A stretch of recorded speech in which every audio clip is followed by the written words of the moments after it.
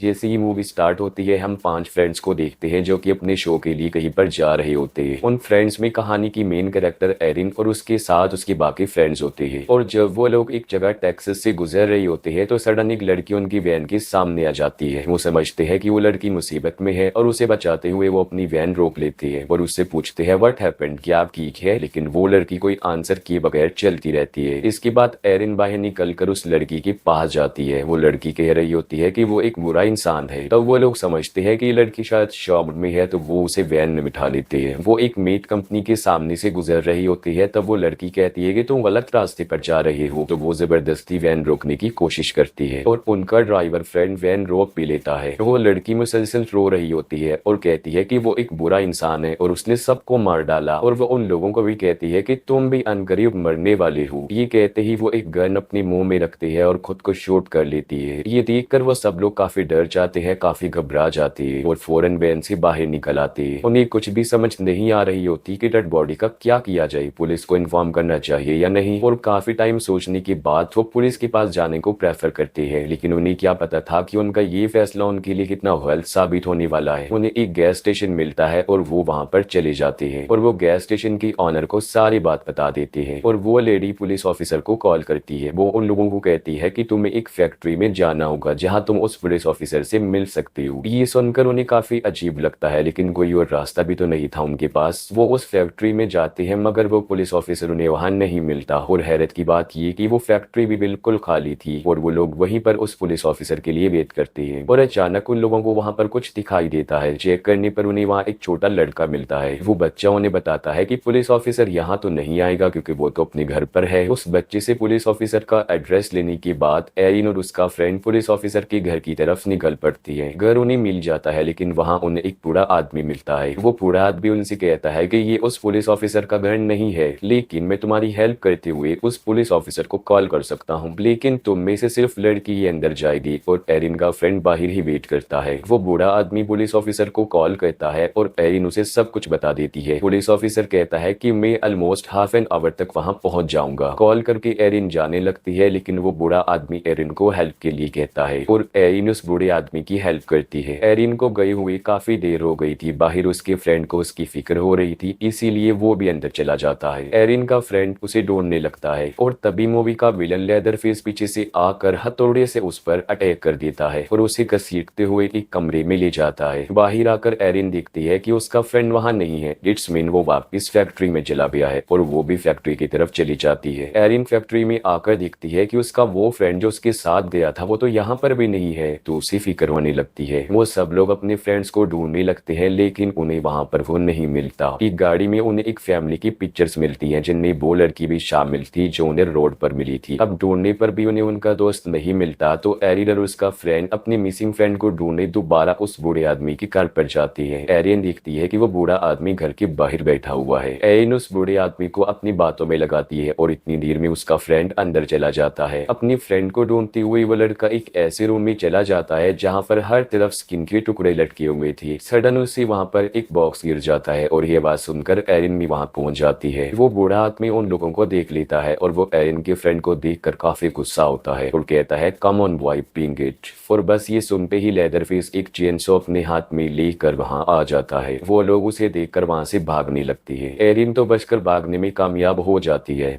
लेकिन लेदरफेस उसकी फ्रेंड का एक पाँव ही काट डालता है। लेदरफेस उसे बेसमेंट में ले जाता है और उसे एक मीट हुक से लटका देता है। लटकाने के बाद वो उसकी कटी हुई पाँव पर नमक डालता है उसे पेन देने के लिए और बाद में उसके ऊपर एक पेपर लपेट देता है। यहाँ पर हम देखते हैं कि एरिन की मिसिंग फ्रेंड की स्किन लेदरफेस उतार चुका था और वो उस स्किन का मास्क बना रहा होता है। लेदरफेस अपना मास्क रिमूव करता है और यहाँ पर हम उसका असली चेहरा देखते हैं जो कि काफी डरावना नजर आ रहा था।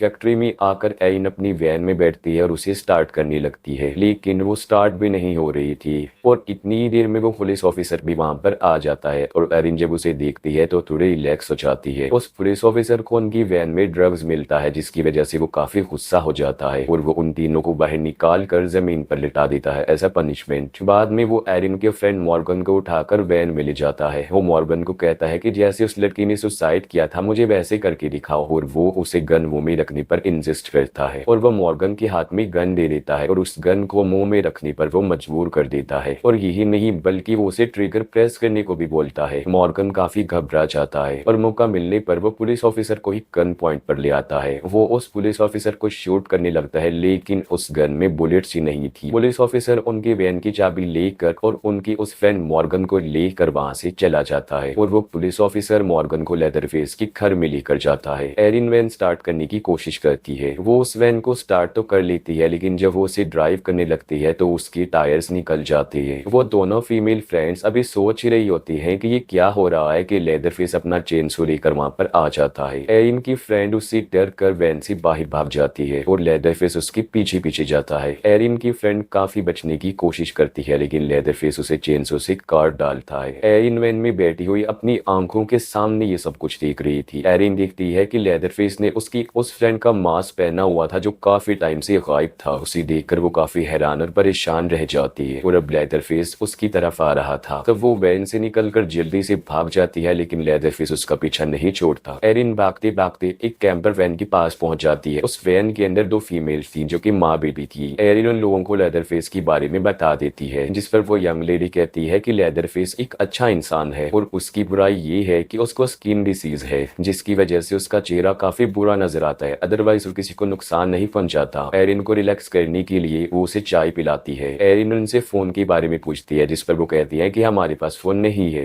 एरिन को वहां पर उस लड़की की फैमिली पिक्चर्स नजर आती है। एरिन सोच में पड़ी होती है कि वो कहां पर फंस गई है और तभी उन लोगों का फोन बजने लगता है। एरिन देखती है कि वो लेडी फोन पर किसी से बातें कर रही है और उसकी गोद में एक बेबी गर्ल बैठी हुई। एरिन वहां से निकलने लगती है लेकिन वो बेहोश होकर गिर जाती है क्योंकि उन लोगों ने चाय में कुछ मिलाया हुआ था। यहाँ पर हमें पता चलता है कि ये दोनों फीमेल्स लेदरफेस के साथ हैं और इन लोगों ने उस लड़की की फैमिली को ट्रैप करके मार डाला और इस छोटी बच्ची को अपने पास रख लिया। लेकिन वो लड़की किसी तरह से बचकर निकल गई। अब क्योंकि उस बेचारी के पास और कोई चारा नहीं था तो उसने सुसाइड कर लिया। एरिन को जब होश आती है तो वो देखती है कि वो अभी तक उसी घर में है और उस फैमिली ने उसे चारों तरफ से घेरा हुआ है और यहाँ पर ये राज खुलता है कि ये सब लोग लेदरफेस की फैमिली है। लेदरफेस की मदद बताती है कि उसे एक स्किन डिसीज थी जिसकी वजह से उसका फेस काफी खराब हो चुका था और इस वजह से लोग उसे काफी परेशान करते थे और वो लोग किसी को भी पसंद नहीं करते और इस जगह पर अकेले ही रहते थे। लेदरफेस एरिन को ले जाता है और उसे बेसमेंट में जाकर फेंक देता है और बेसमेंट क्रीपी थिंग्स यानी अजीबोगरीब चीजों से भरी हुई थी। एरिन को सामने उसका फ्रेंड नजर आता है जो कि अभी जिंदा था। एरिन उसे हुक से निकालने की कोशिश करती है जिससे वो आजाद तो नहीं होता लेकिन उसकी तकलीफ बढ़ रही थी। एरिन का फ्रेंड उसे कहता है कि तुम मुझे मार डालो। अब एरिन ऐसा करना तो नहीं चाहती थी लेकिन वो फिर भी उसकी दर्द भरी जिंदगी से उसको रिलीव कर देती है चाकू से स्टैब करके। आगे जाकर एक बार टब में उसे मॉर्गन भी मिल जाता है। मॉर्गन की कमर में एक होल था, इसका मतलब ये है कि उसको भी लटकाया होगा। मॉर्गन काफी शॉक्ड में था।